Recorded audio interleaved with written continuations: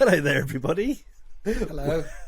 Welcome to the Storytime cast with me, Warsmith Chris, and who are you? I'm Winter's SEO. You're watching my channel right now. Oh yeah, yeah. You probably already know that. Yeah. How's it going? What's up? What's cracking in? I was thinking the other day, right? Yeah. Some creatures out there have got a really mean kick. Yeah. You know, like if you had to get kicked by something, if there was one thing that you wouldn't want to kick you, like an elephant, that would be bad. A giraffe, that would be bad. Yep.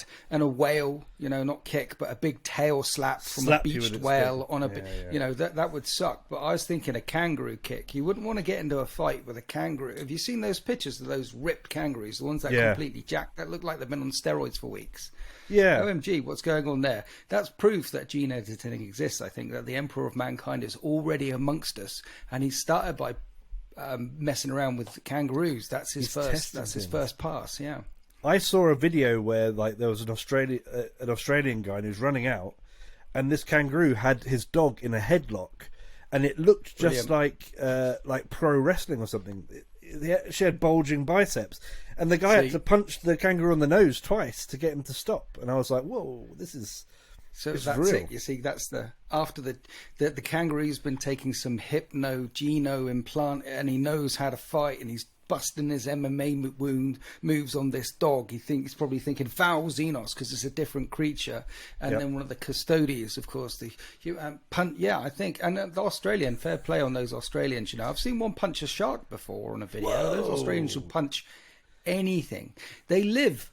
You know, if you get bitten by something poisonous, there's a 99.100% chance you're in Australia. Yeah, I don't. They've got too many things. They got loads of gribbly things.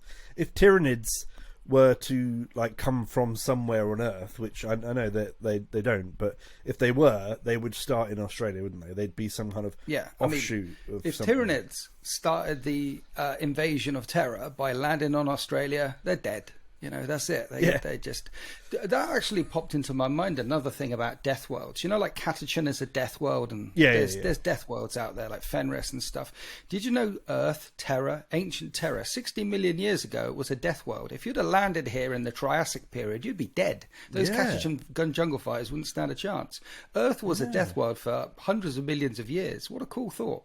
That is cool. There's not enough dinosaurs in 40k is what I'm saying. Why isn't there a thing where they land in the Horus Heresy and there's some dinosaur fighting? The last time I got dinosaurs fighting is the Infinite and the Divine Necron book, where they have a nice scrap with some Exodites, and there's some lovely dinosaurs in that. But there could be more dinosaurs in 40k. Why didn't we ever hear about like the World Eaters trying to pacify a planet of dinosaurs? It'd be great to see Khan and Angron go up against a T-Rex. I mean, if that was a movie thing like Jurassic Park Warhammer 40k, and it does the Jurassic Park movie, and they go in there and it's Angron going toe to toe with a bunch of velociraptors, I'd pay fat dollar to see that. Anyway, how are you? Yeah, I'm good, thank you. I actually just want to talk about dinosaurs now because I've just started. Okay. My mind's going. There's a moment in the Infinite. Sorry, Karen. No, are you a rescuer spider kind of guy, or a killer spider kind of guy?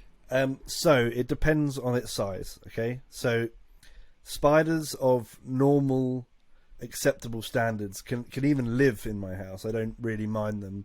They get rid of flies. I've got a couple up in the corner up here that I leave there to catch all these little bugs that fly in through the window. All right, but if it's one of those ones that runs across the floor super quick, and they're the size of a dinner plate, they got to go. They can't. They're not allowed. So what you're saying is you pick on the weak ones, like an Iron Warrior, Warsmith Chris. You pick on the weakest. No, I only fight the strongest. You can't take a decent fight, can you? I fight the biggest ones. I fight the meanest ones. Oh, yeah, right. Okay. Sorry, the other way round then. It's the other way round, yeah. But the little ones, that's how it starts. The big ones started off little. Yeah, I know. You know that. And ultimately, you need to kill a spider. If something broke into your house, Yeah. right, and tried to kill you, you'd kill it. It's defense, okay? That's right, yeah. That Xenos invasion comes in your house, whatever, something with too many tentacles, you're going straight for the frying pan and the biggest bread knife you can find. You're on that. And if a spider was any bigger, like back to the Australian thing, you've got to exterminate the spiders, I think. They must die. Yeah, I mean, the ones in Australia are like, they're the size of like a toilet, aren't they? And they come out, and I think like one bite and your arm like swells up and falls off and stuff. They've got all those neurotoxins and yeah. Okay. Well, let's kill them out before the ones here evolve into those. Could happen, right? Exactly. And I've heard about those neurotoxins. The Drakari like them, don't they? They do, yeah. They actually make your no one wants to wear spandex. They love a little bit of that, but they also love making your nerve endings fire until they burn out. So you're in so much pain that your nerves just can't actually do any more pain stuff, and they just burn. That's rough, isn't it? Okay, a bit like watching cricket then. Exactly like watching cricket. Actually, it pushes you to the limit and beyond. Yeah. Should I introduce? What's that all about? Oh, sure. Yes. Should I do the? Yeah. Let's okay. Not talk about cricket. A game that lasts 5 days and then tea. This is there's someone out there right now who's going to be like, I love cricket. What you want about? There were these Ashes, and back in the day, when you were standing under the tropical heat, you had to have a game that lasted 5 days. What do you think would run around and kick a football or something like that? You have to have tea and pims. Yeah. And here we are with this sport. I mean, the Americans have got it right, haven't they? Because they have like everything's a set play in America. Like baseball. You know, like in football, you have some set plays, some corners, some penalties, some free kicks, but most of the time they're running around all over the place, rolling around on the ground most of the time, holding their left cheek when the other guy said something mean about the mother 10 feet away, and he's like, "Oh, penalty." Yep. But in America, baseball, every game is a set play. American football, every game is a free kick, a penalty, a set play. Even basketball, they're only running around the court for about 20 seconds because they're all so big they get tired. But in England, we like these. Britain will and dragged out, make your skin itch, bitten by a venomous spider, please kill me games. What the hell is that all about? What is that all about? Yeah, we'll get rid of those as well. All right. Anyway, I'm going to introduce. So don't talk about cricket. Okay, we're not. Yes, intro. We're not doing that. Right, we can cut that. We can cut that. That's none. I'm not going to cut anything out. It's all. This is important information. This is a public service announcement. Sort your life out. What would you cut it? Would you cut? What if I said fuck? That wouldn't be cut out. I've got a parental advisory sticker on here. You can't see it yet, but I'll put it. Sorry, I'll put it on later. So you can say bum. You can say any of those words if you want. So can I say something that'll actually make you a bit uncomfortable? I mean, do you? Because you're a man. This will make you uncomfortable. You ready? All right. I want to see the look in your eye. Tampax. Fine. That made me uncomfortable right there. Like every now and then you have to buy some at Asda. I have to do. You're the guy getting it. Yeah. It's. I remember the first time I had to do that. Still, it was like scarred on my psyche. So, mind you, Marines have Tampax, don't they? Because if you get shot. Yeah, you can put it. You get shot. They put it in the bullet hole. It's a real thing. It's in. I saw it in a thing once, so it must be real. I saw it on the internet, so it must be real. Intro the thing, Warsmith. I'm trying to intro it. Well, stop there's talking about Tampax. A loud motorbike just went past. Right, stop. Yeah. What am I doing? Okay, welcome to the story time. The story time cast.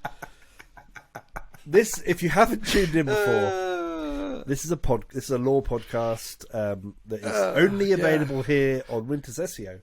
It features Winter's SEO. That's the camera. And me, Warsmith Chris, and we talk about lore stuff and basically at the moment Tampax. We talk about the creatures of Australia, all the things, all the stuff. But essentially, we're bringing up conversations about the important questions in 40k lore, and we talk about them. And I'm like a guy who worships the chaos gods, and I really don't like all that emperor nonsense and stuff. And Winters, he loves all that stuff. So we both got different ideas on how things work, and that's what we talk about. And actually, at the moment, we're working our way chronologically up to the 40k universe itself. So we've actually started all the way back at the War in Heaven and things like that, and the star gods and all that kind of stuff, and we're slowly working our way up to the point where it will be a 40k lore podcast with a bit of Horus Heresy and all that kind of stuff thrown in about 4 years. Now, what we do want to do eventually, when people have kind of figured out what's going on here, is we do want to involve you in our discussions. We want to hear what your side of the story, Winters goes off on a big old philosophical journey on certain things. I sit here and go like, make lots of noise. But what do you think about this kind of stuff? Between our two tiny brains, sometimes we stumble across a higher truth. Merges like together. Almost one whole brain could do. Yeah. We make and that's the big why brain. A conversation is always it's good. It's good because I've learned some things off of you. Wow, I haven't, but I'm just saying that's nice for you. But I would have learned some things off of you if you had spent so long wallowing in the deep end of the law pool like I have. I mean, I'm covered in it. I'm filthy. I'm dirty. Honestly, I haven't had a shower today. It's getting a bit toasty in here with all this electricity on. Anyway, yes, what we were saying? We were saying we eventually want you to join in the conversation, and there is a way you can do that. There's a way you can be part of the Storytime cast, and that is to become a channel member of. I'll let you say this bit because you actually know all this stuff. Become a big fat member. Channel. Tier 1 membership is like support. You get emojis. Tier 2, that's the Discord. And tier 3 is Discord and all the extra videos and stuff. But basically, you need minimum tier 2. And then that's where you can ask all the STD questions. Or tier 3, that'll get you all of them. And if you become a big fat member of the channel, I will love you. And but I'm enjoying having these conversations with you, and I want to bring more people into the conversations in time, and perhaps do a live stream once as well. But we'll the future. Who knows what the future will bring. Yeah. So we're already a quarter of the way into it, and I haven't even said what we're talking about today. So let's do that. Unification Wars. Unification Wars. Spoiler. I wanted to lead it in. All right. Of man. Right. Did you? I was going to lead it in. I tell you, you can start. You can. Well, it's done now. I'm sorry. All right. We'll crack on. I'll gas you up, though. I'll gas you up. He isn't all bad. Even though he loves chaos and sacrifices puppies and keeps the little spiders alive and breeds them and worships and gives them chaos powers so they turn into these great big monsters that kill Australians, he's not all bad. That's right. He does know some lore. His name is Warsmith Chris, and he's going to drop the hammer now with the first crumpets of knowledge, sprinkling of lore about the Unification Wars. Go, Warsmith Chris. Once upon a time, in a galaxy far, far in the future, and not so far away, actually, as it happens. Same galaxy. Yeah, same galaxy. It's the same stuff. We're already here. In the last episode, we brought things up to the Age of Strife, and we had talked about how humanity was dispersed across the galaxies, and then there was all these warp rifts open up, and everyone was separated from each other, and things got bad. Back on Terra, very sad. Everyone was very sad, and back on Terra was just Terra itself, horrible place. Basically, as soon as everything goes to shit in our reality, just as you'd expect, all the world leaders, they form into all these crazy sort of bands of people, and you get super mega lords who essentially take over the world with something that I love the term techno-barbarians, which comes up a lot in 40k lore. I love the idea of techno-barbarians, just the classic 40k aesthetic where you've got these crazy mad-looking rag-laden people running around with guns and kind of chainswords and and power and things. Dancing to techno music. And dancing to techno music. Very much a product of its time, but fantastic nonetheless. So by this point in the story, we have not actually seen the Emperor. The Emperor has been there the whole time, as we touched on before. He's been at all these things. He's been mentioned throughout history. But he hasn't actually shown his face to the people. But with all the stuff going on, he thought, now's the time. Right, now is the time. And what better way to start a huge project to restore humanity to what it should be, restore the true humans, the people that the Emperor had seen go through all their phases of history, than to start with their home planet. So here's where we get the core idea for the Unification Wars from. So can I slot in there? Yes, you can slot in, and then you pick it up. Yes, just to add to that, the expansion of mankind finished about 25,000 years at 25 ME 25,000, and that's the collapse of the golden age of mankind. There was probably a galactic empire, or multiple galactic empires, and the age of strife lasts for 5,000 years. And it's nice to put that into perspective, because we think about 5,000 years back in human history. It's like, well, there's definitely no cars, and people built pyramids and rode around on horses, had very bad teeth, and died when they were 20. You know, it wasn't nice 5,000 years ago. No. And think about the whole... So that's a long period of time. And then these techno-barbarians, and then it ends around 30k, which is the rise of the Emperor. Yeah. Of man. So yeah, I believe the Unification Wars take place in about in the 29k.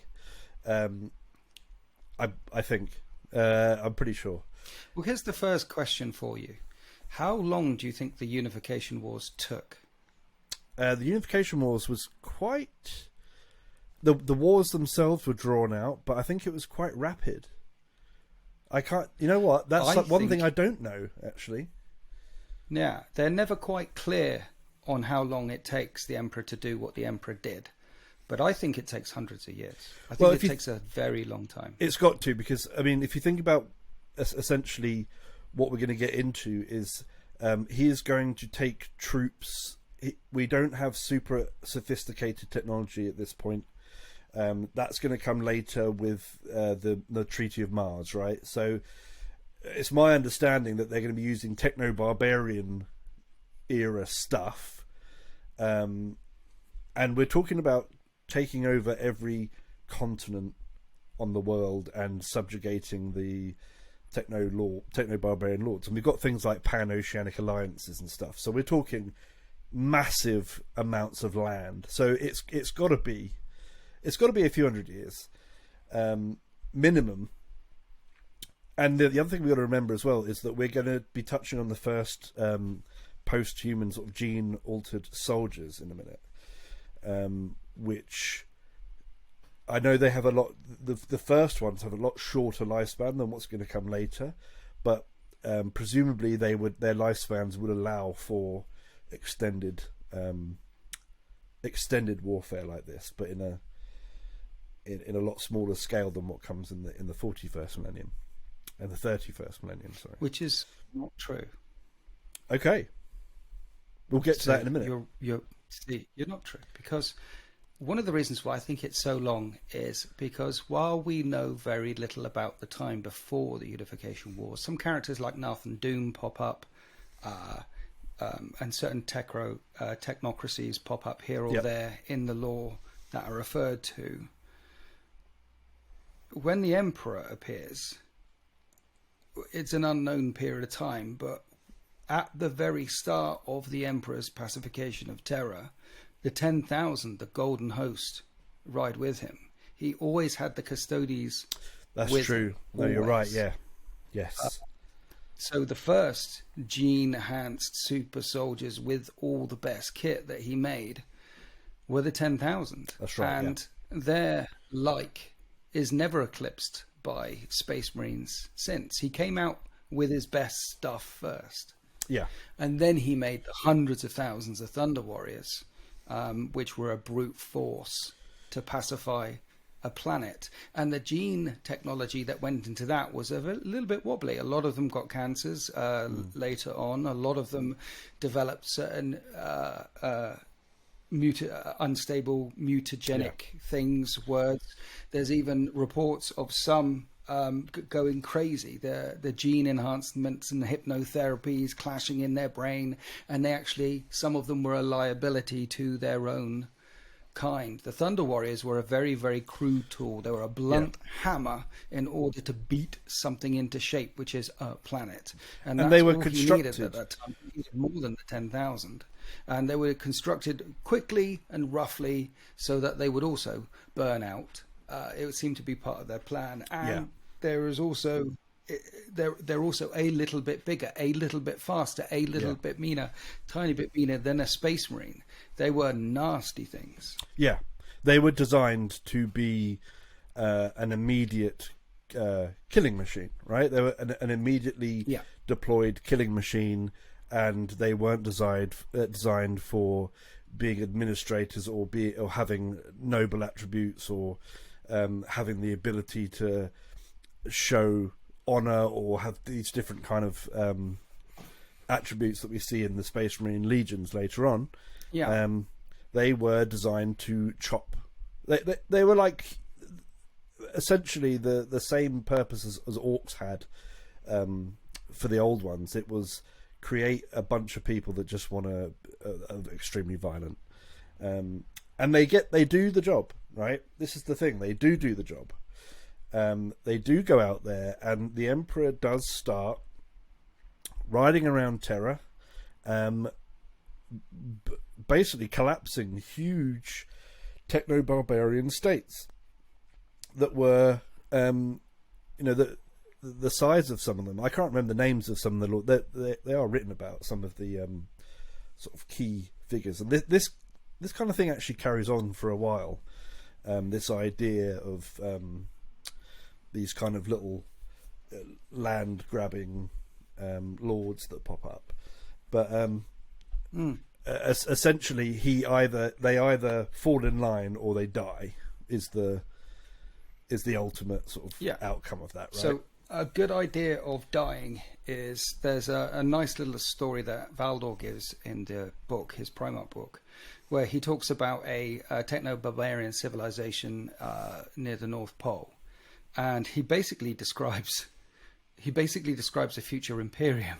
It's like there's billions of souls. They have these horrible pain engine things and power armor and all the stuff, and they worship these false gods, and they have psychic powers, and they put man machines inside of robots, and they have these genetically engineered freaks in power armor, and he basically despises this thing and said it was a really, really tough nut to crack, and that the Emperor, and this shows exactly what we're fighting against in order to, and it's a really good story because he basically describes 40k and says that this thing was really, really rock hard, really, really hard to kill, and absolutely despicable. I think what was the word? It sickened him. He said it sickens me to see these things growing like a cancer on the face of on the face of Terra.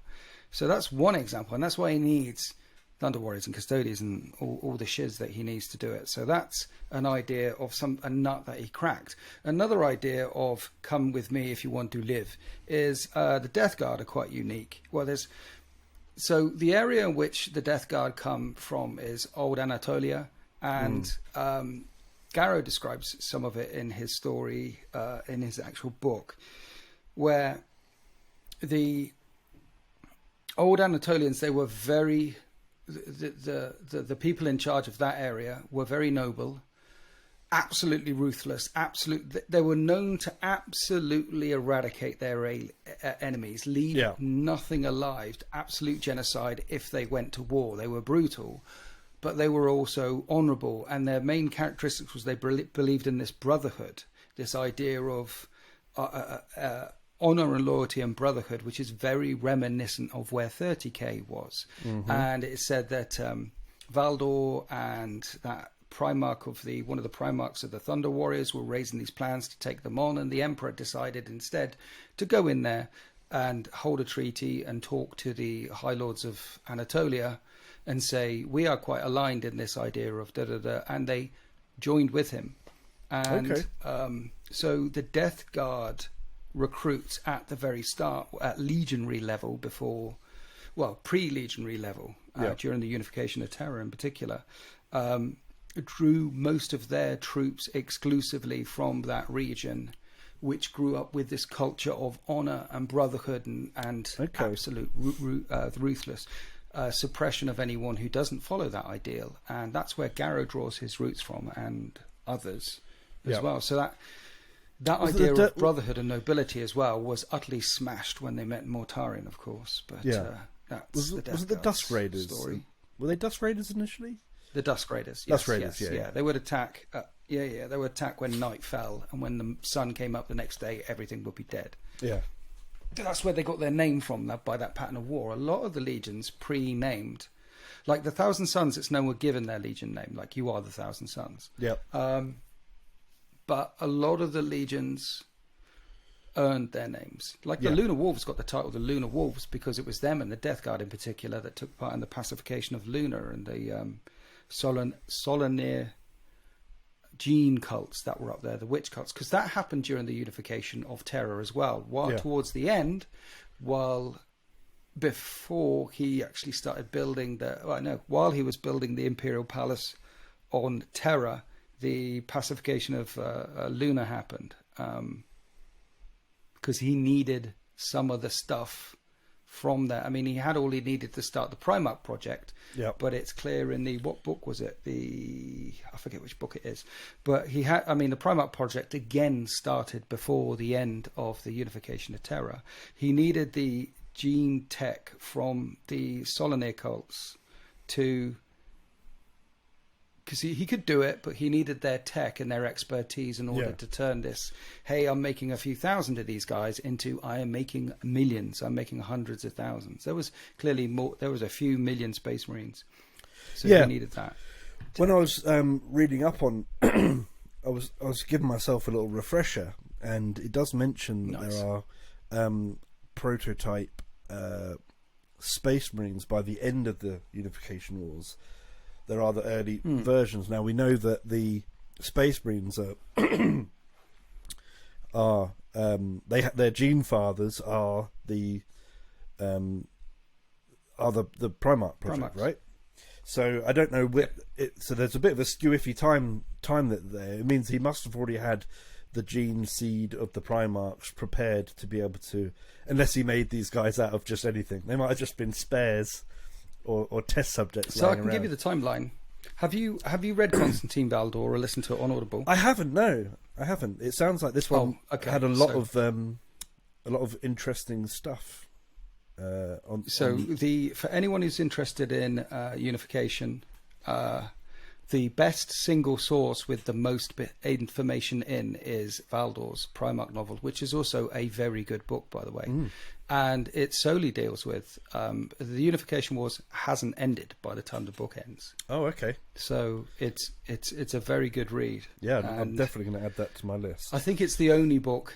I mean, the Alfarius book, that's another thing. Like Constantine Valdor and Alfarius, those two books work really well because Alfarius starts where Constantine ends. Okay. So it's a really good two books to read together. But yeah, it's the closest and most intimate look that we get of pre-unification Terra. It's good. So the timeline is, can I keep rambling? Yeah, keep going. Keep going. Okay, so he joins together some tribes, crushes a great number, many of tribes.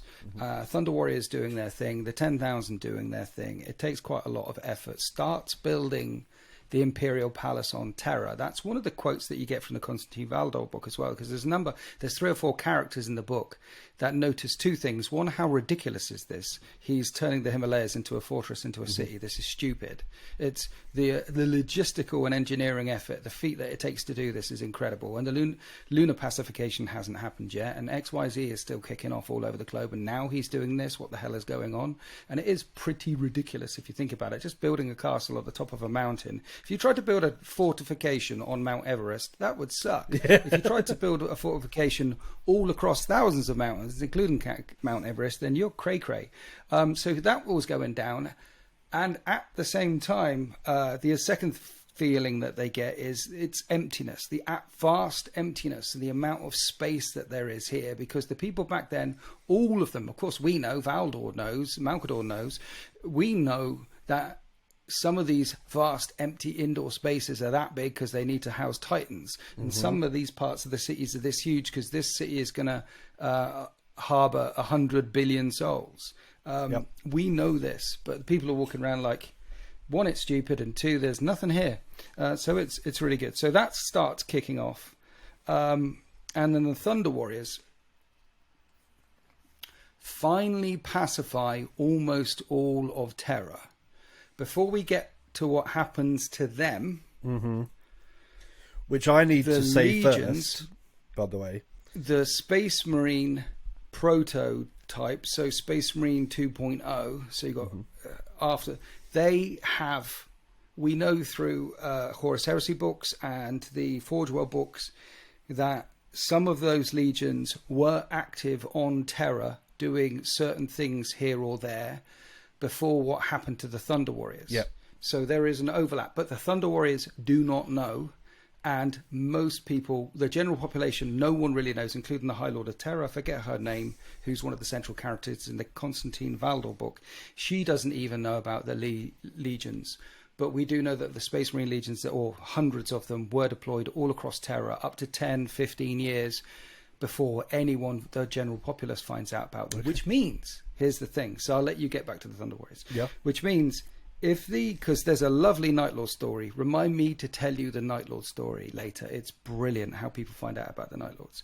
But we know that they're deployed across Terra doing stuff before what happened to the Thunder Warriors happened to the Thunder Warriors, which means before the Space Marines were deployed, the Primarch project had completed. Yes. And the Primarchs get removed from Terra. Now, the Valdor book have them... Yeah, the Valdor book compresses that timeline down to only... Well, because the destruction of the gene vaults, they do talk about it in the book. And Valdor says, yeah, it's all boarded up. No one can go in there anymore. And don't really give you a timescale about it. But you get the feeling like it was only a couple of years, but I don't think that's correct. I think it's, well, again, how long was it? But it's at least 20 to a couple of years between what happened to the Thunder Warriors, and then Amar Astartes comes back to do what she wants to do to the Gene Vaults, which happens after the Thunder Warriors bit.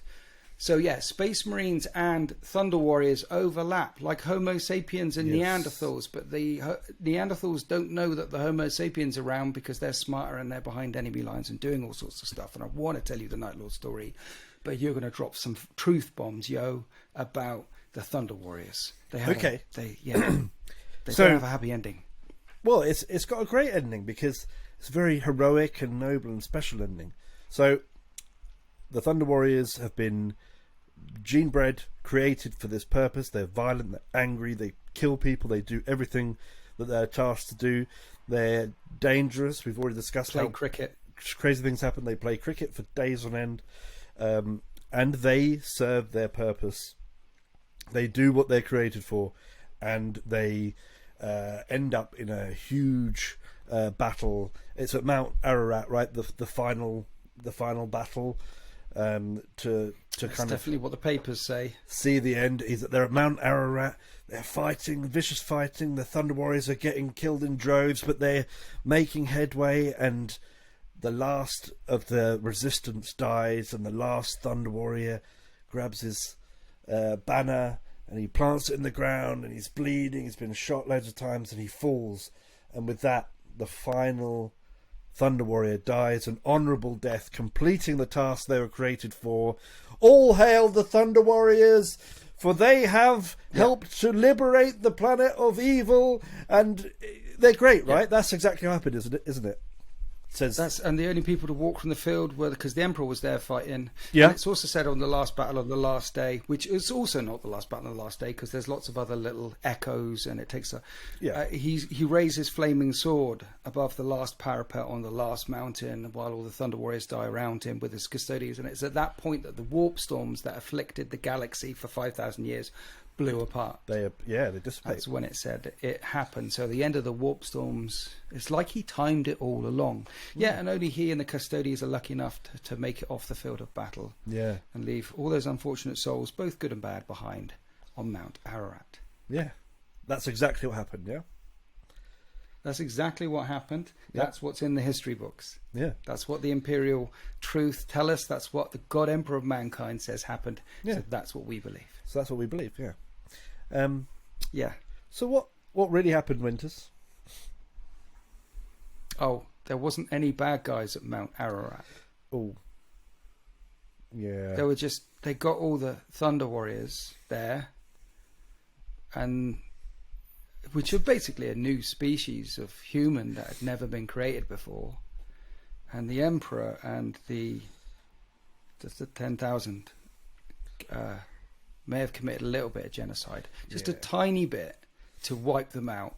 And some of them did survive. Some of them managed to get away, and we see a few of them join up with some plucky band of rebels in front of the gates of the Imperial Palace, no less, in the book Constantine Valdor. But we also see 2 pop up in the Outcast Dead book by Graham McNeil, which is also excellent, in the Horus Heresy series. So we know of some that managed to get away. So it wasn't strictly true genocide, killing his own creations who had sworn bonds of loyalty, oaths of fealty and brotherhood to the God Emperor of Mankind himself, saying that the people who bled and died to create the dream on which the Empire stands, those people who are as loyal and as fanatical towards the Emperor's man as Valdor is, as Garrow is, as Loken is. Certainly some of them are.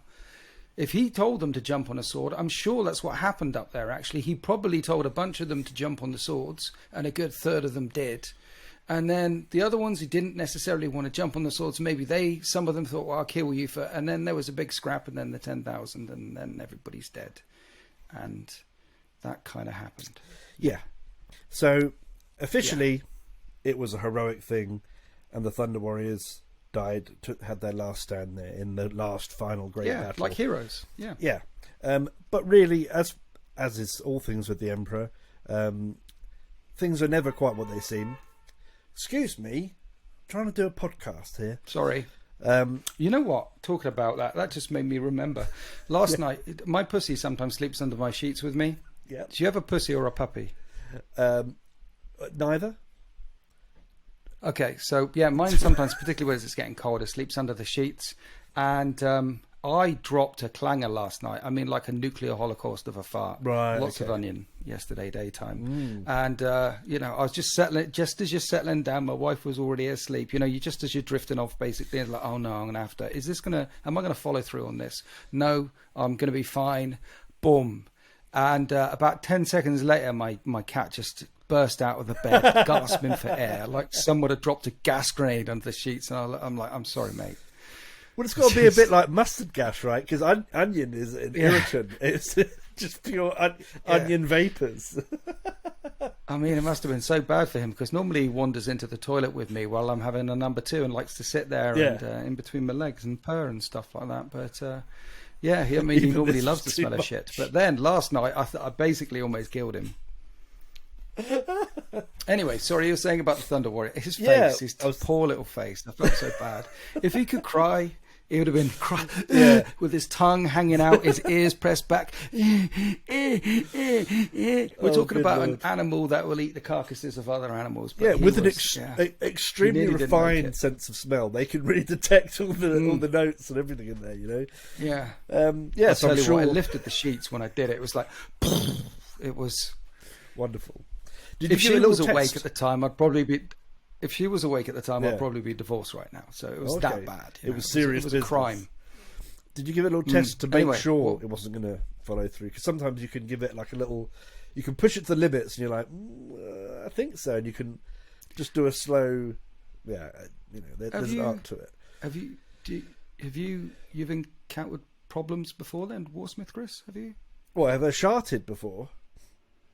Well, you seem to have some tips. Yeah, I mean, you seem to have some experience. I learned everything I know from Mikey P, and Andy Byrne, the big lads. They taught me how to check for a shart, or how to what vegetables to eat to improve my output and all that kind of stuff. So yeah, cool. So when you're checking for sharts, are there any tools that you use? Is there any reading? Is there advanced levels? Do you get a badge? Yeah, there's a breathing exercise you do, and you release in small bursts, and you check the temperature, and things like that. Right. Anyway, okay. People don't want to know about this. So if I ever have any problems, then I'll come and get the handbook off you. Okay? Yeah. That's fine. Yeah. Yeah. Okay. I'll Thunder Warriors. send you some notes. Right. Well, there's nothing left to say. They're all dead, mate. So they've all just been killed. Not all of them. There's a few left over. Now, this was, of course, this was planned, right? So there's no way around this.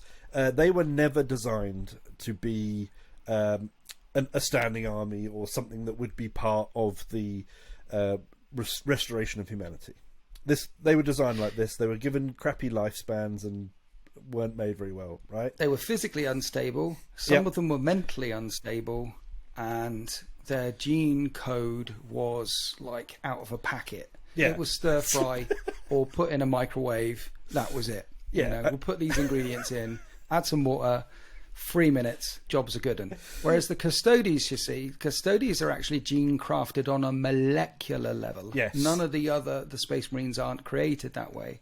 And the Custodes are selected from the firstborn, not just the firstborn, but the noble sons of the highest families on Terra as well.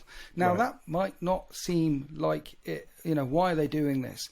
There's also a very good physical reason to be doing this. When you've got a Mad Max techno-barbarian landscape where there is certainly sorcerers and chaos all over Terra. The Golden Throne is supposedly dug out of Terra at some point in the past, so he can start working on it. So you've got Xenos tech all over the place. You've got chaos tech all over the place. You've got gene crafting, super slicing going on all over the place. Amarastates talks about some of the people she had to work for back then. In the middle of all this, you've got the God Emperor of mankind taking sons from the greatest noble houses that he can align with right from the very start. Now, I don't know if you've seen pictures of Tom Brady or John Jones or hell, Usain Bolt with the, like the best physical specimens that we have here on Terra. Yes. I mean, I reckon if me and Usain Bolt had a 100-meter foot race, I reckon that he could probably beat me. He's a specimen of a man. He's quite and good. I might even be alive by the time I tried to get to the end and run 100 meters really quickly, but without falling on my face.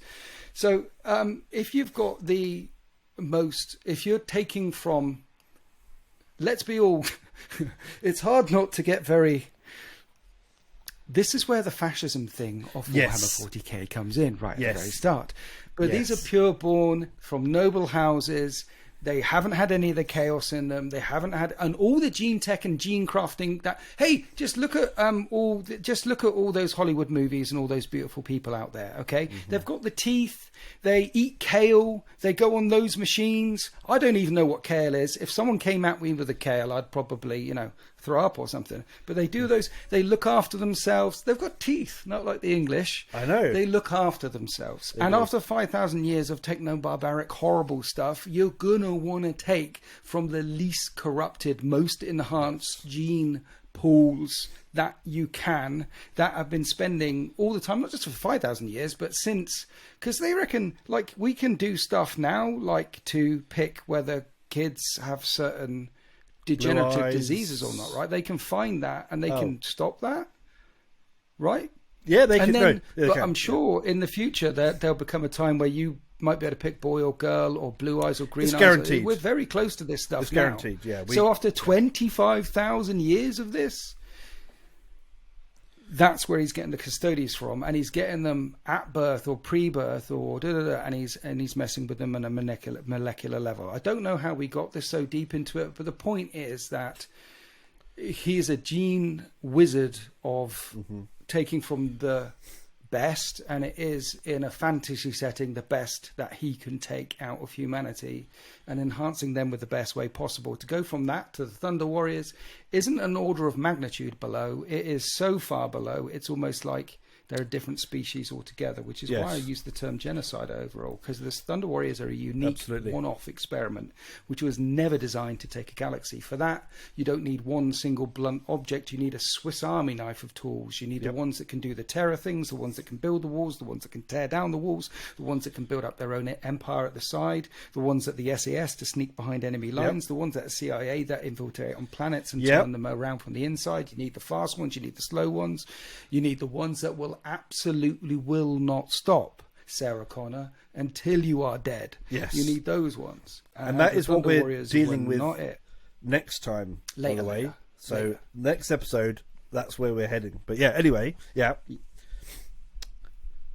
So yeah, I think what we're trying to say is that he phoned in the Thunder Warriors on his day off.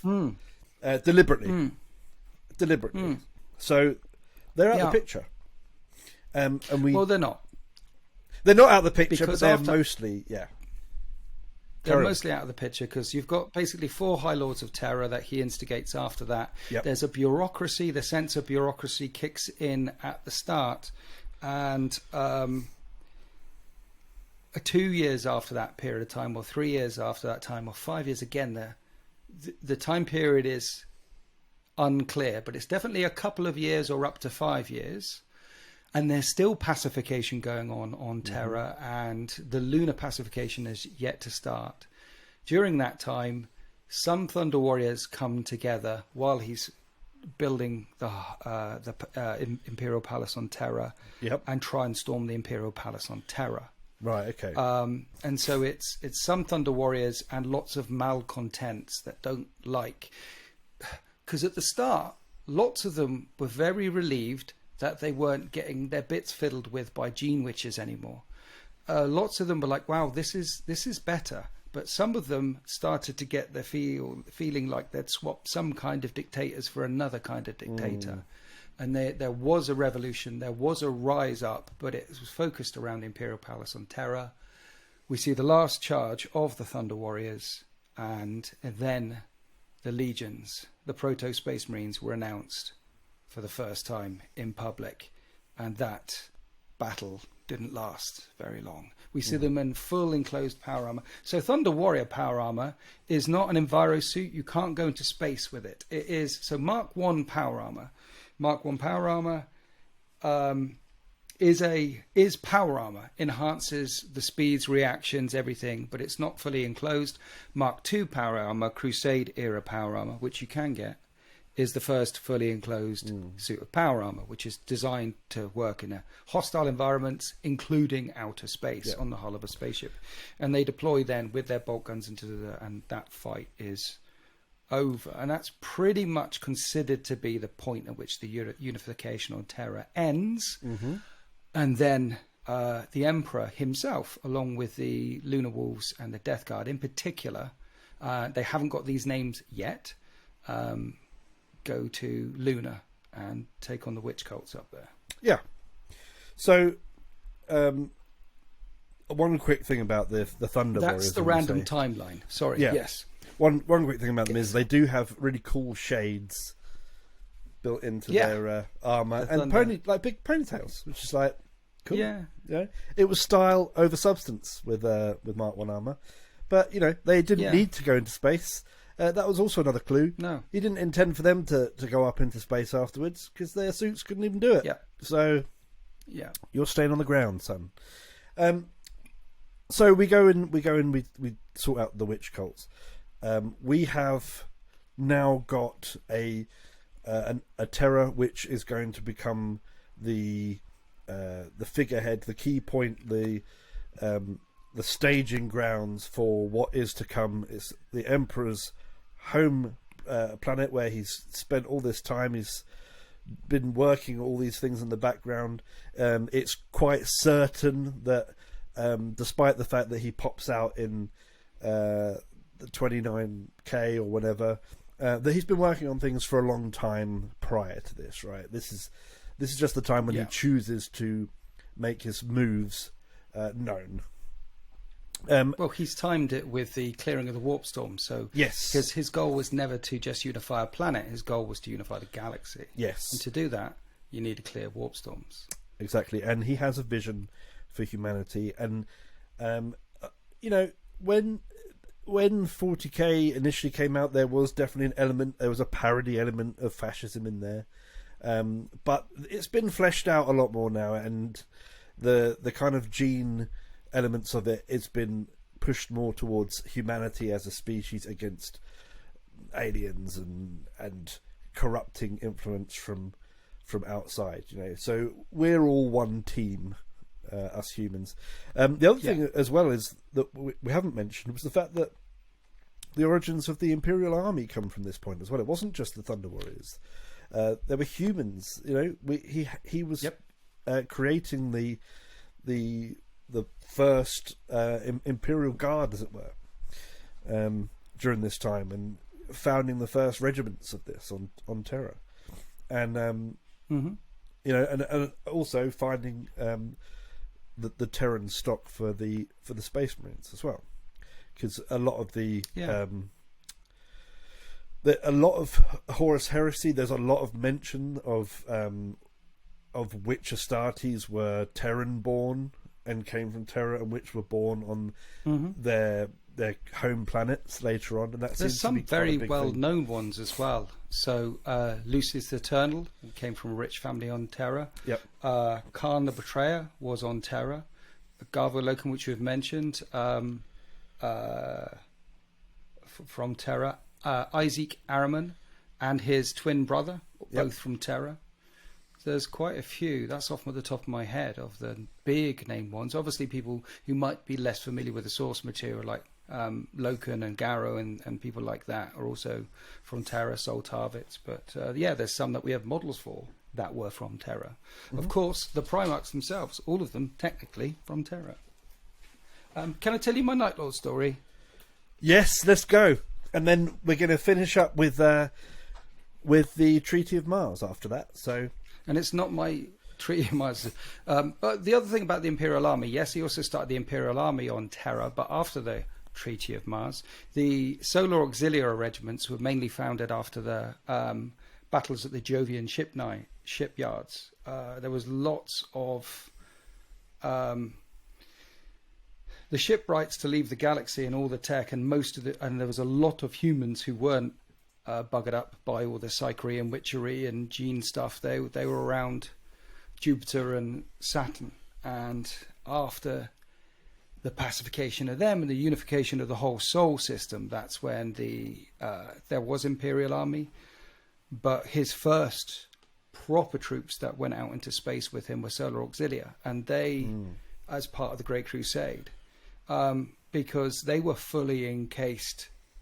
They weren't like Cadians or Kriegsmen. They had envirosuits as well, hostile envirosuits, and they were fully encased. And they could work on death worlds, and those suits could go in 0G as well. All of his main strike team, as soon as he left the Sol system and hit Chthoniya a short time later, they're well kitted, extremely well kitted in the first thrust from the Sol system. Very well kitted. Night Lords. So before Ararat, the Emperor was trialing Space Marines here, there, and everywhere on different parts of Terra.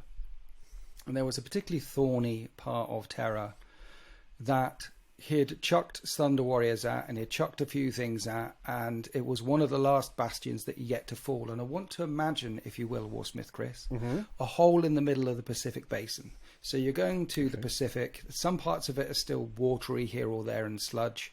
But at this particular bit, it's open, it's on this plan, and there is a hole 1/2 mile across and 5 miles deep. Okay. And it's basically a vertical city. Wow. And assaulting it has been proven to be near impossible, and it's a really nasty place ruled by these warlords and horrors and things. And getting to it from the top, because it's all shielded and blah blah blah, and and all the richest and most powerful things live at the bottom, so it's a hole in the ground. Okay, like the inside of a donut. Anyway, really hard to crack. He had tried to chuck a number of things at it before. Then one day, the Imperial Army, because he had army, and the Thunder Warriors were all ordered to draw back. They knew they'd been trying to crack it for a while. He said, just stay back, just stay back. And that night, using the tech priests that he had, again, before Mars, using the arcane sciences that they had, a horrendous thunderstorm appeared over the hole in the middle of the Pan-Pacific Bay. And it just rained like a torrential typhoon, monsoon of a rain into this hole all night long. That's mean. And in the rain, in the darkness, I don't know if you've ever seen The Crow or any Cure soundtrack. In the rain and in the darkness, the people in the hole, and there's about 1 billion of them, start hearing about these murders at the bottom. Start hearing about these horrors rising up at the bottom. And at the bottom are their kings and their princes and their presidents and all the people who have all the smarties. And they hear that they're all wiped out, and they hear that all the garrisons are wiped out, and they hear these screams, and it's like Dead Space, Event Horizon.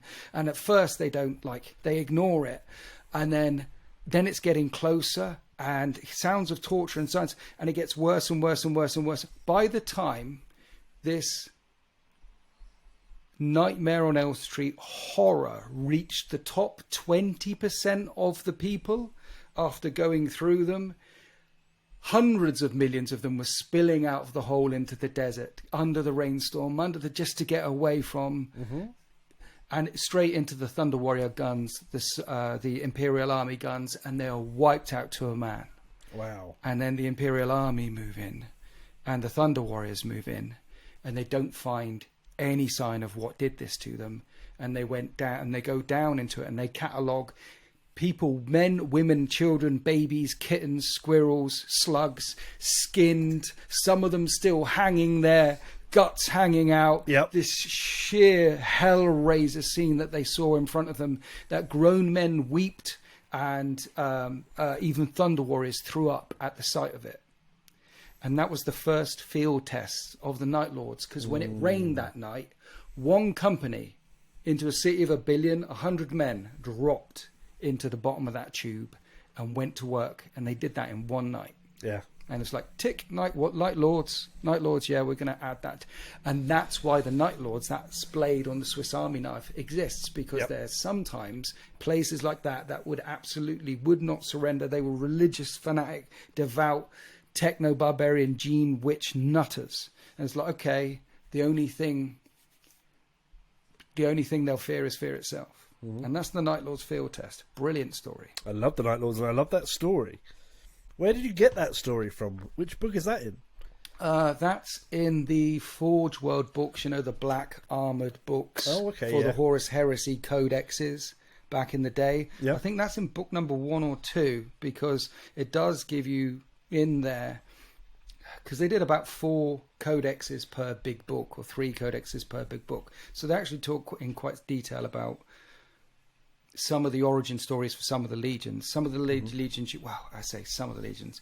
About 3/4 of the legions, you don't get a really deep origin story, but 5 or 6 of them you do. You do get, okay, we do know this one was field tested on Terra, and we do know what it did, and this is what it did. And lovely. That's that story. It's great.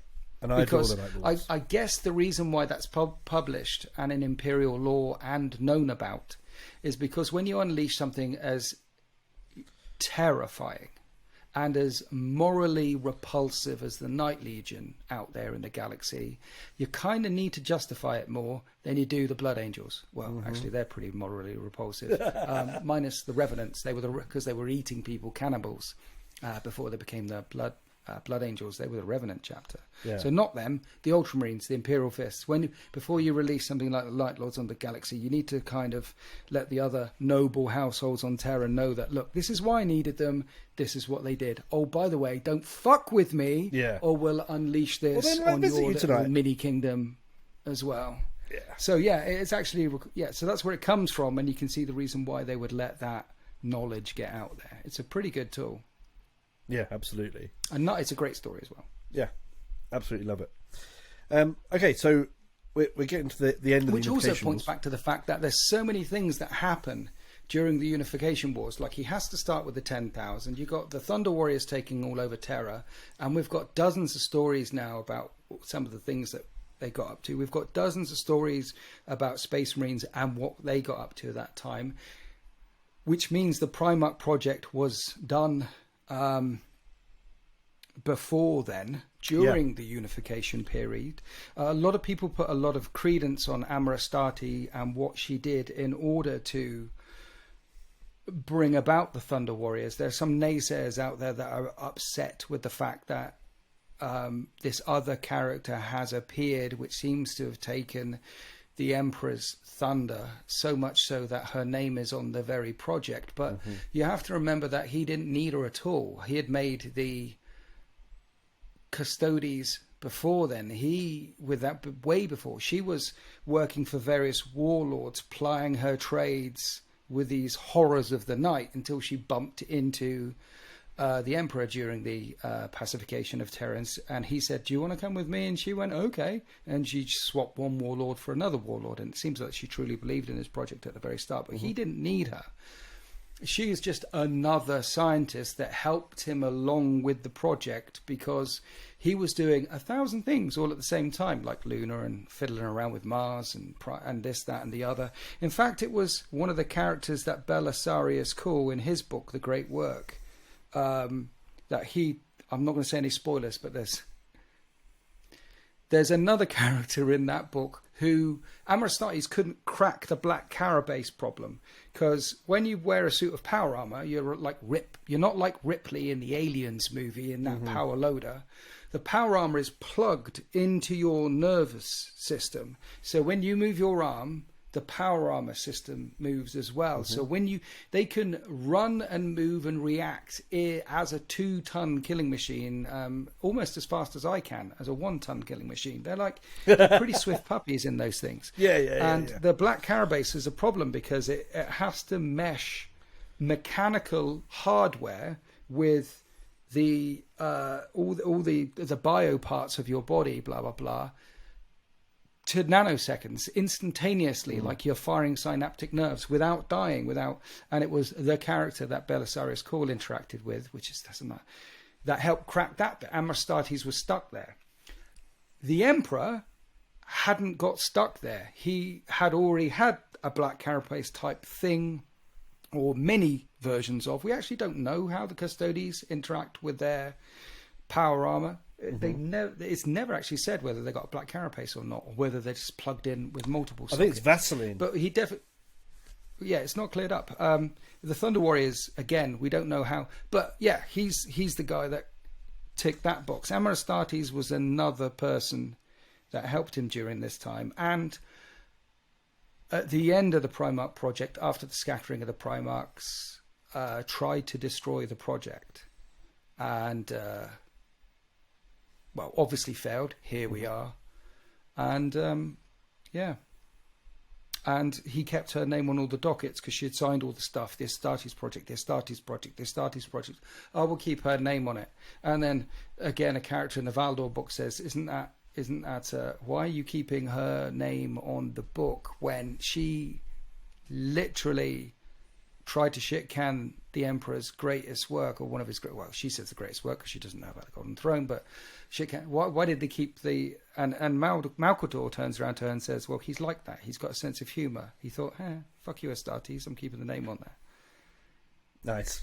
He's a good lad. One of the things that pops up during the Unification Wars, a side note that we hear, and in the Emperor's backstory again and again, is he actually has got quite a sense of humour. He's a charming fellow. just like Horus used to be a charming, charismatic fellow.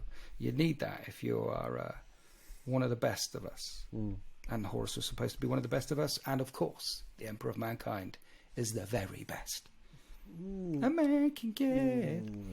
What's the reading list for this one then? So if you do want to catch up on this stuff, sounds like there's a few key books that you should be delving into. Unification War. Well, the book that spends the most time there that I'm aware of is Constantine Valdor from the Primarch series. Yep.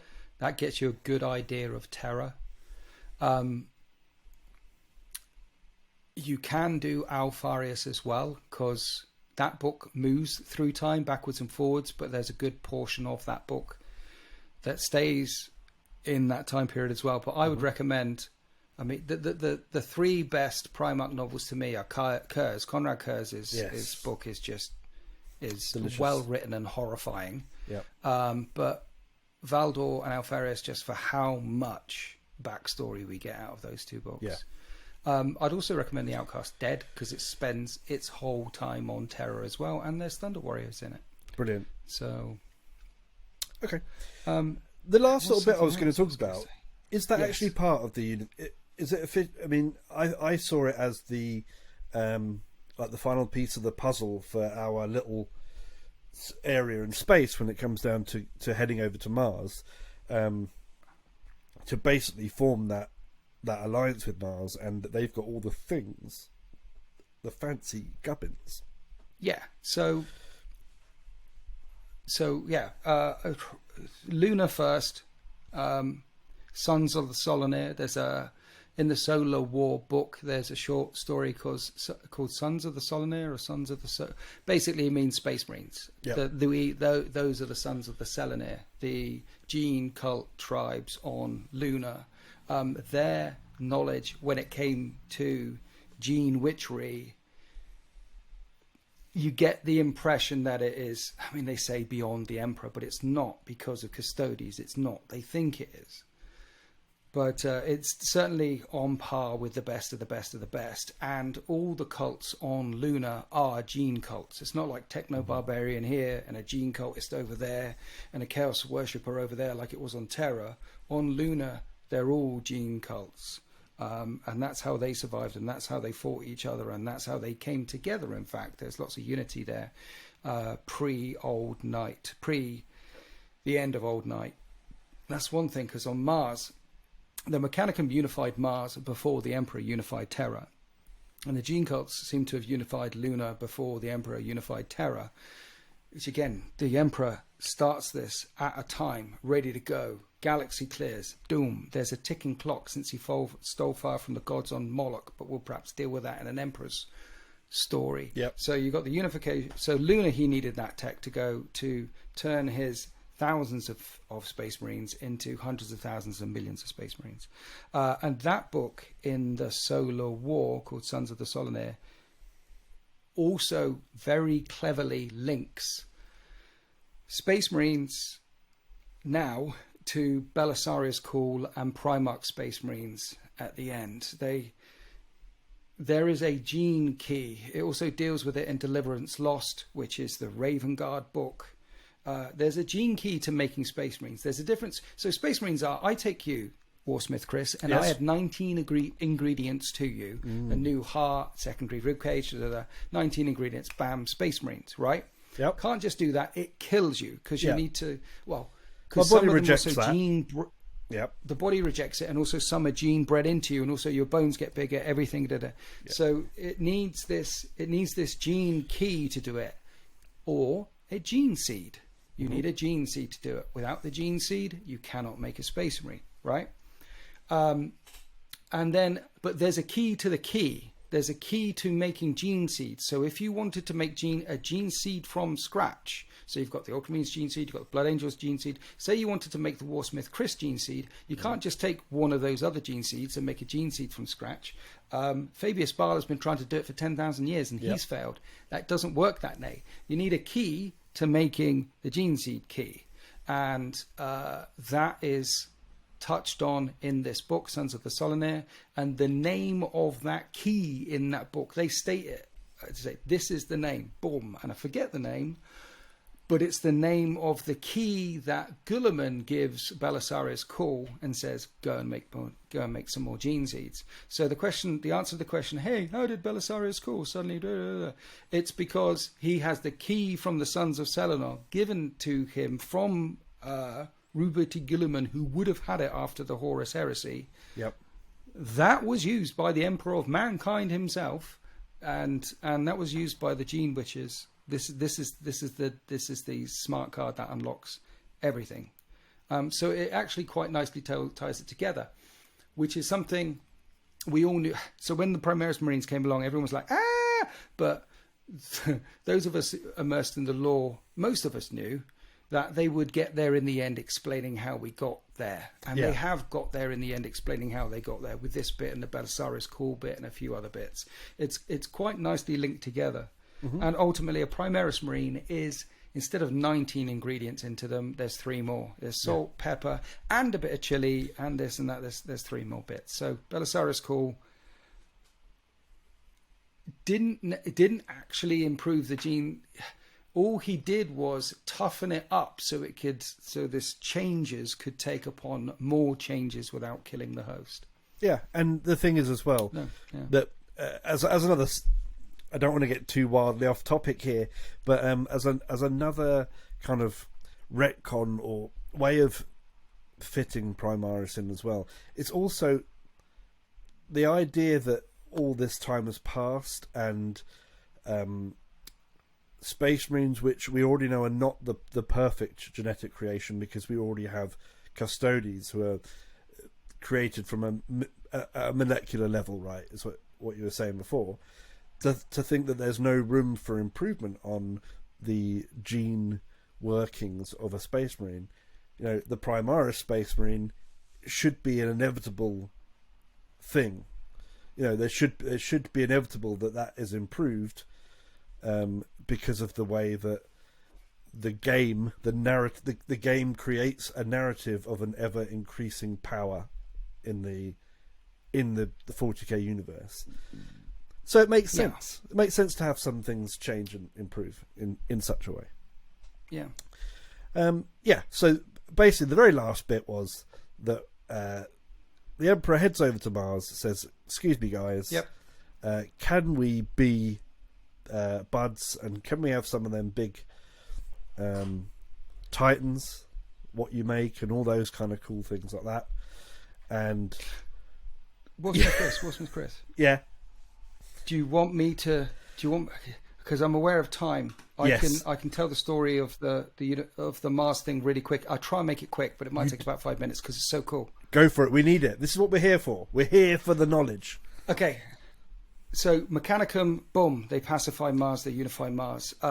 There's a whole story there, but I'm not going to go into that. But let's just say they're there, they've been there for some time, 1,000 years, they're all good. The fact that they're there, and there's a whole thing. Okay, so go back. George versus the dragon, king kills dragon, dung, is a true story. Only St. George is the emperor. The dragon is the void dragon, which is a Necron Citan shard, which the Emperor of Mankind slays and buries in Mars. Mm-hmm. So he knows that when Old Night comes around, because he sees into the future more than anyone else, that Mars is going to be doomed, because Mars was terraformed during the Great Golden Age 25,000 years ago, and it was terraformed, and it was a green world like Elon Musk wishes it could be right now. It was a beautiful place, and you go there for summer holidays. Yep. The ice cream's lovely, and during Old Night, terraformed stuff collapses, turns into a nuclear apocalyptic wasteland. You can't breathe on the surface. If you try and breathe on the surface, you'll be like Arnie in Total Recall, going, with the bulgy eyes. It would be very bad. So they all bury underground and they all kill each other, and the faction that believes most fanatically and fights most fanatically, the ISIS faction, okay, the Church of Latter-day Saints faction, the Debbie collects butterflies Chepstow Market, her team, that most fanatical butterfly, the ones that dig deeper and are the most grimdark and the nastiest and slaughter everyone else, they're the ones that survive because it's a post-apocalyptic horror. And the ones that dig the deepest, of course, here it bleeds. The void of the Citan bleeds into the very core of Mars. It's very, very subtle. If you live there for hundreds, thousands of years, it'll speak to you too. And so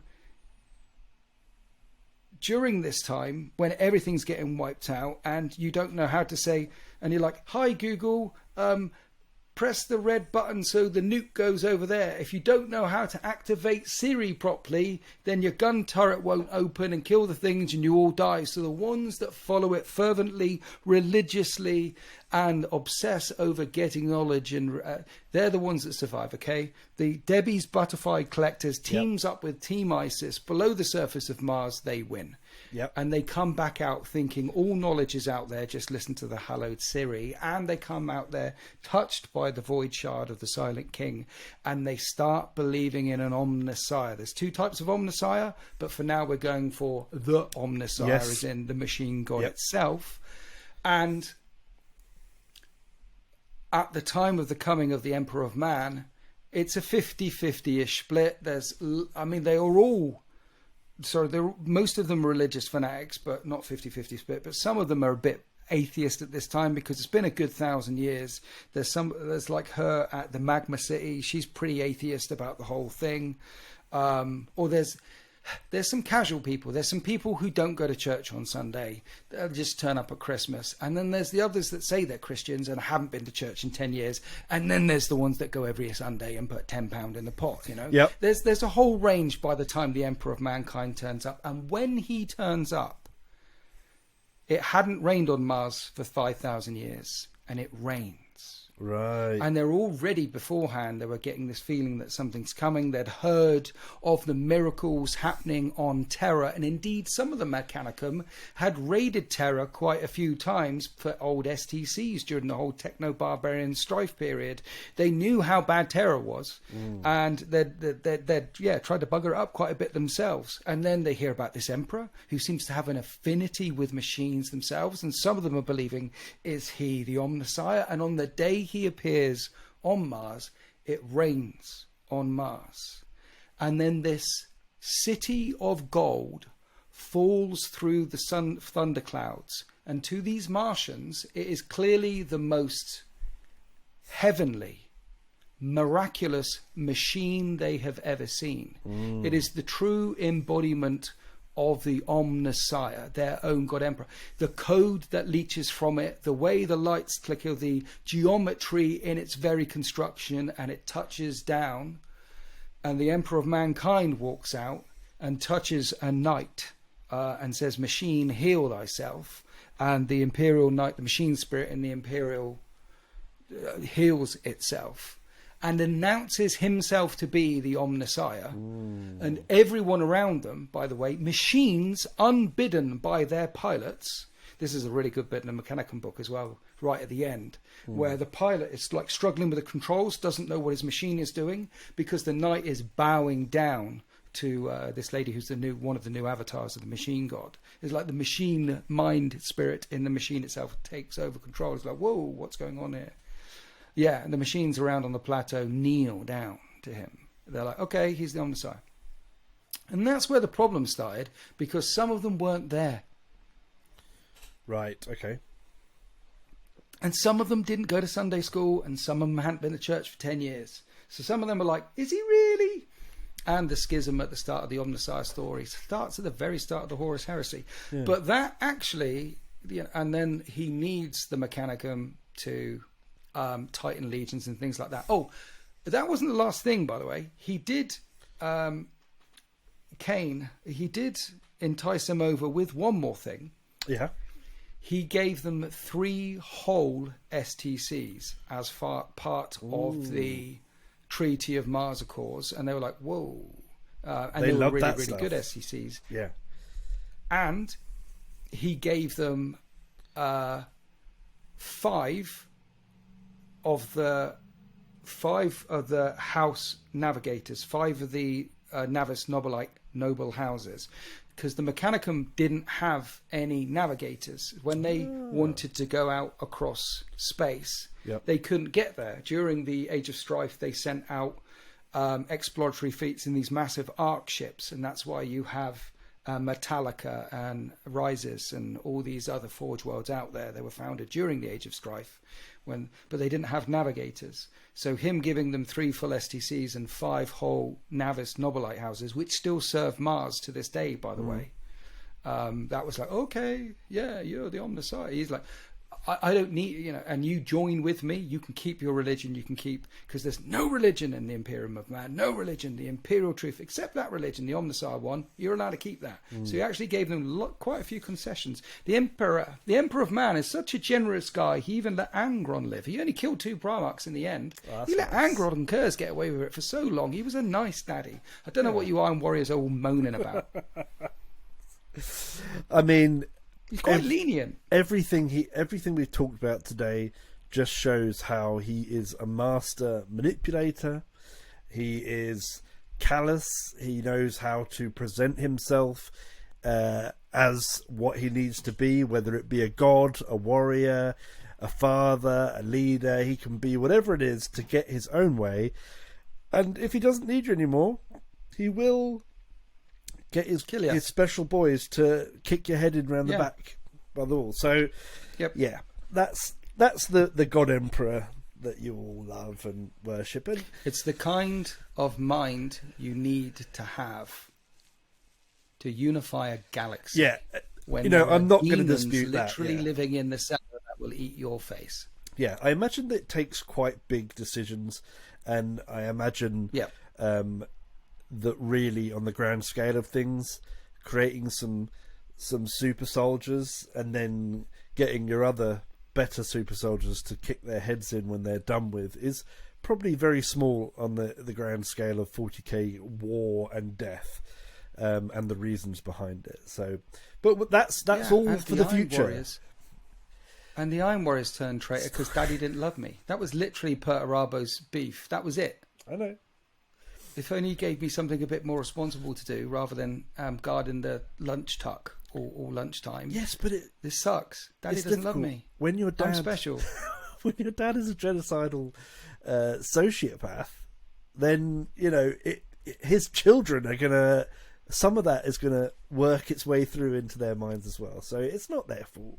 It's not Perty's fault. He's a genocidal sociopath, also with a great sense of humour. I mentioned that earlier. Who loves art, who's forging a galactic empire of which you will be one of the kings and princes on the council. No need to get upset about the whole thing and throw the toys out the pram. That's and true. Go, oh dear, he didn't. It's just Perturabo is his flaw. Because all the Primarchs, good and bad, have flaws. The good ones have flaws, the bad ones have flaws. Some of them have more flaws than... It's a scale, like I said, from 2 dead ones, Angron, Kurz, going all the way down to the best one at the very end. Debate amongst yourselves. But the biggest flaw that Perturabo had is he's just a bit petty. It's in the name, Petty Perturabo. He is. I've got a confession to make. Why did you pick that one? No, but that's the thing. Why? I've got a confession to make. Is that why? Since those early days, I have really grown to love Kurz as my favourite Primarch, and the Night Lords as my favourite Legion. They are my true boys now. I maintain the name Warsmith Chris, but it's really hard to argue in favour of Perturabo because he is just a bit of a twat. Petty. However, my main boy Kurz, now that's a completely different story. We'll get there another day because he is the man, in my opinion. I absolutely love Kurz, and absolutely batshit crazy. And his Primarch book, a Night Lord's army. I have got a Night Lord's army. I've done quite a lot of it already. Yeah. Are you going to be doing some 30k? Well, I think so. I'm being constantly bombarded with 30k from people that and so that may well happen. Yeah. The Night Lords in Horus Heresy in the game take leadership and fear to a whole new level. That would be good. Yeah, to see. They are masters of that. In the Horus Heresy rules, you take morale every time you take 25% casualties. You can take it in the shooting phase, in the fight phase. There isn't a morale phase. It happens throughout the game. So really janky things can happen in the middle of your phase or the middle of your opponent's phase. And you can do things like -3, -4, -5 leadership to armies with Night Lords. You can rule. You can change the shape of a battle without killing very much. Yes. It's lovely. And that's really how they should always have played. I really wish one day we'll see a 40k Night Lords rule set that allows them to play how I have been reading them. Here's the thing. Can I just... I have to tell you this, right? Yeah, go for it. So in 30k, in the first turn, you can choose it to be nighttime if you want to. If you and me say, it's nighttime turn 1, we'll do night fighting turn 1. The way night fighting works is if you're shooting over 24 inches, you're snap firing or you can't see or like you need searchlights, things like Yep. that. If you agree that it's nighttime and I disagree, then we roll off. Say you play Night Lords, right? No other army. If we play no other army and you play X and I play Y and I say, well, I want nighttime, you say not nighttime because I set up all my stuff with searchlights and stuff that works at night and I've played the points on them and you haven't, then we roll off and the winner of the roll off can choose whether it's nighttime or not. So they've actually got a rule around whether it's nighttime. And then in turn 2, nighttime continues on a 4+. Mm-hmm. Yeah, and then it's over in turn 3. If you play Night Lords in Horus Heresy, you can automatically choose it to be nighttime in turn 1. Oh, nice. Yeah. Your other opponent doesn't get a choice. Yeah. Beautiful. Because they have night vision. They ignore night fighting. They have night vision. They just ignore that rule. Yeah. It's automatically nighttime in turn 1. And you get a +1 to the roll in turn 2. So it could still be nighttime in turn 2. It'd be on a 3+ instead of a 4+. And it doesn't automatically end in turn 2, and it can still be nighttime in turn 3, and you get +1 to that roll as well. Whoa. So it can be nighttime for more than half the game, mind you, sometimes last 6 turns. But yeah, that's what you can do. Night Lords see in the dark. They've got no nerfs whatsoever. Yep. There's -1 leadership test to your entire enemy army when it's nighttime. Yep. And then you get bonuses on top of that with your certain characters. I just love that it's baked into the rules. So I'm playing Night Lords. I'm attacking you at night. It's in the title. Yes. It says Night Lords. If the Sun Lords would do it at noon, but it's nighttime. Yeah, that's their whole thing. That's beautiful. That sounds really fun. Yeah. Right. I highly recommend you play it. I've been playing quite a bit of Horus Heresy and play testing it recently. I'm actually filming my first game this weekend, so this video should come out quite soon with Iron Warriors. Surprisingly, yes, Iron Warriors are turning. Well, that's the thing. I've been really enjoying the rule set. He's taking the Iron Warriors mantle off of me at the moment. Is Jerome, so I can switch over to Night. It's a heavy mantle. So yeah, heavy metal. A heavy metal mantle. Yeah. I think if you've got multiple armies, I would love to come around and you can show me how this whole 30k thing works at some point. And I think I just need a little push. I've got 2 at the moment, so yeah, I just need that little final push to go for it. But I do have some Horus Heresy Marines, and I think Sultan's got some for me as well. So nice. I've got there's enough there to enable me on it. So yeah, that's the Unification Wars pretty much done. With a few other bits in there. Obviously, where we go from here is going to be much more travel territory for people, but this is where we can decide how things are going to go. We might go very granular.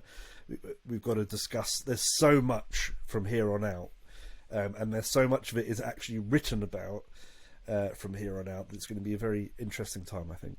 So, but like we said at the start, if you do want to get involved, if you do want to bring up these serious questions, if you do want to get Winters going off on a path, although just like today, he'll draw from that huge memory bank and come out with all kinds of deep little lore nuggets. Then you need to get asking us questions that mean something. Questions that for a moment there, I thought he was going to say penis. I mean, I think you probably store some of it there. Penis. But then I know you're not talking about me. So yeah, no, I'd be very interested to hear questions from channel members in the Discord thing about the Unification War. Have you got any particular questions about that time period?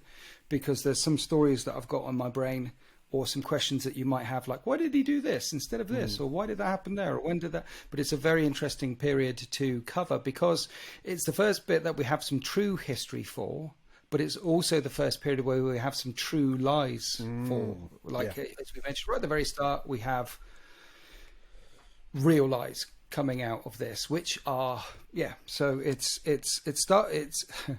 once we come out of the greyness of the ancient past where we don't really know anything, we land into the certainty of now where we're lied to. So it's still grey, which is why I love the lore so much. Yeah. Awesome. Well, thank you very much for joining us. Lovely. Do we have any questions? We've got no questions. No questions at the moment. Okay. But that's what we're going to be working up to, because at the moment we are working our way through a chronological story. We're telling you things, and then in response, once this is done, you tell us things that you want to know about. You know, it opens up pretty soon into a vast universe that we all play in. So there must be things in there that you want to know. That think about the kind of questions that we don't have solid answers for, right? Because when you get people who are so immersed in the lore, you can get opinions on things, and you can start discussions on things. And that's what we're going for here. We want to have creative juices flowing and piecing together things that we do know and information we do have to come up with answers that may be maybe what we're looking for. But we'll be back. We just wanna. And as usual, I really appreciate you. If you've sat through an hour and a half of this, then that is fantastic. And we'll see you on the next one. And you've all been very kind. Was this okay for you, Chris? Was this? It was beautiful. Was this okay? This was beautiful for me because was there some things there that I plugged think, into? Yeah, I think that we're here. My perspective on the Unification Wars has been broadened massively. Good, especially when it comes down to the Thunder Warriors. It was big for a long time, and lots of things happened in that time, which is very instrumental. And he had a goal and was starting on the key projects right at the very start. Right at the very start, and it was to a ticking clock, and it was set. He was quick. We get this sense of urgency right from the get-go. I also think it's very important that we see how a living emperor would have functioned, right? How a living emperor would have worked if he had not taken that. I mean, now that we know about how everything is planned and how these machinations work, then who knows whether it was planned for? That's a question for another day as well. But seeing, how do you think he functioned? But do you think he got drunk? I think he's tried everything out there for a start, because it took him a long time. I mean, he must have really partied on Earth before he decided he was going to pop out and do some stuff. It's going to take quite a bit of acid before you can get down to molecular genetics, I think. All the best stuff. You know, he threw the best parties. He's got. I mean, think about his own whiskey and wine. If he kept it down there, he could have some real vintage stuff. You know. I started this whiskey 800 years ago, so this is a nice. Yeah. Anyway, thank you very much for watching. We'll see you next time. I've got to go edit this so I can go to bed and go to work in the morning. So I've got to go. You've all been very kind. Thank you very much, and goodbye. Love you. Love you. Bye. Love you. Bye.